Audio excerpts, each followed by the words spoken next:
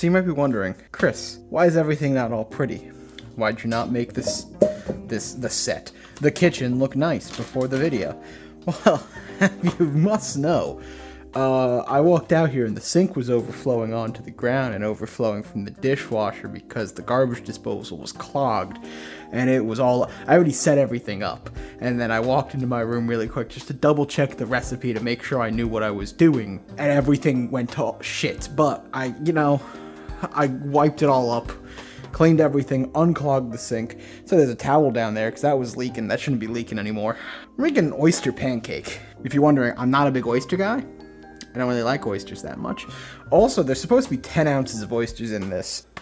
This is 3.75 ounces. This is not enough oysters, but like I said, I don't like oysters. They said you can use shrimp and other things, but it's oysters. So the cornstarch is out because normally, if you were using raw oysters that you bought from like the store or whatever you shucked, you're gonna clean them off in cornstarch and water. This is canned smoked oysters. This is not, see how wet this is? This is not a problem that we have. Boom, can of oysters. Weird ingredient that you need for this is potato starch. Has to be potato starch. I had to buy this special. They said go to your Asian market and find it. I went to my Asian market and I didn't see it. So instead I ordered it from Bob's Red Mill, the whitest man I've ever seen.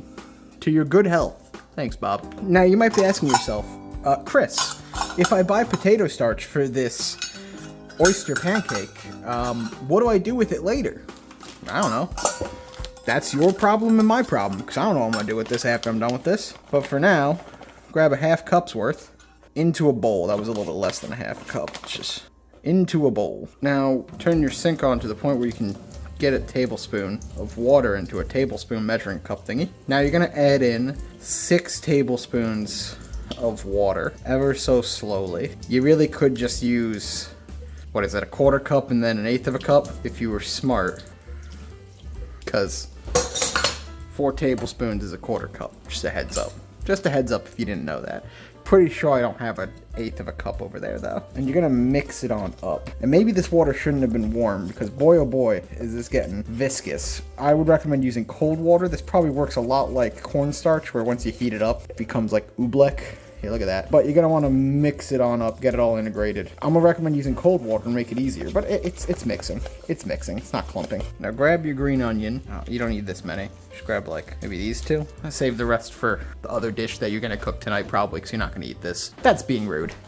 I might eat this. It's kind of a 50-50 here. I haven't shown you guys cutting content because I normally just have everything pre-sliced. You just need the greens. You don't really need the whites. Probably shouldn't use the garbage disposal on the whole account of it overflowing. When this settles, it's gonna immediately become slime again on the bottom, so just keep it mixing. Add in a ton of green onion. Oh, these are slimy ones. Let's get seasoned with white pepper. And now, like I said, this normally has 10 ounces of oysters in it, but I don't want to use that. This is probably why my sink gets clogged, because I do things like draining oysters over it, which are definitely full of water, or full of oil. I'm not gonna lie to you, these don't smell the worst. They really don't. They are breaking apart though. Remember, people, clean early and often. Makes it easier. Get it nice and mixed up. Now grab a pan. You don't need a wok for this one. You can just use a pan. Add in a little bit of oil. Everything's so wet. Everything is so wet. Remember I said this was an omelet and then proceeded to pretend like there weren't eggs in it? There are. Grab 2 of them.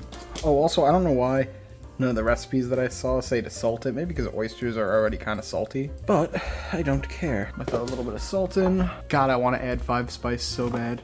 Or like curry powder or just something. Where did I put the white pepper? There it is. But that's not what's in the recipe, Chris. You have to follow the recipe. Even if you know how to improve the recipe. Alright, that's hot enough. Give this one final mixing.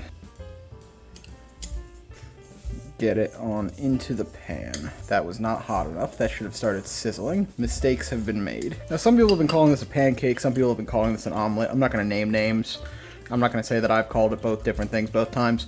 But that's fine. It's technically an oyster omelet, I believe is the official name. Wow, white pepper does not mix up well. Spread this out. I don't know why this is so dense. Oh, that's so gross. That looks so gross right there. I refuse to consume that. It's going to be a nope from me, Chief.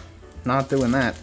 Alright, grab a spatula and just check it out. Give it the old once over. You want it to kind of brown up here. right? That's the goal. I want it to be nice and crispy. Why is it bubbling in there? What got in there? Did I dump oil in there somehow? Or did water get in there? Also, why is the inside of these oysters yellow? I don't like that. It grosses me out. I'm not a fan. Once it kind of sets a bit, go ahead, add your egg on. You want your egg to cover the entire top of the pancake / omelet thing. All this excess here that's running over, not supposed to happen, right? This is not, this is too thick. I should have spread this out more. You can cut it into halves or quarters. Honestly, every single video that I saw, they cut it into quarters, and now I understand why, because it is a thick pancake and it is not easy to flip. It is not cooked through at all. It is completely raw in the middle, probably. Here's the thing, I don't got more oysters. So however this comes out, I'm gonna be eating it. The egg smells good though. I'd go for some eggs. Adding a little bit more oil on there. I could have flipped that. I could have flipped that without using a spatula. That thing's moving around like butter. I still might. I'm just gonna level with you. Where's that lid?